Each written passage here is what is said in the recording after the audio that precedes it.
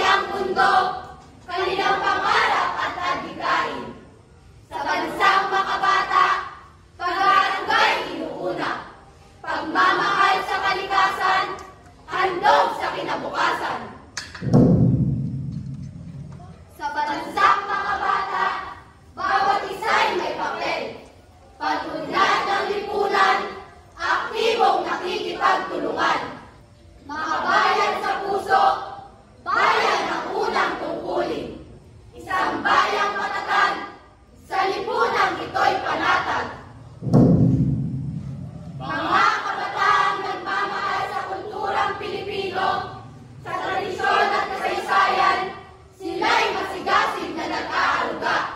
Mga sayaw, awit, at sining, kanilang pinagyayaman.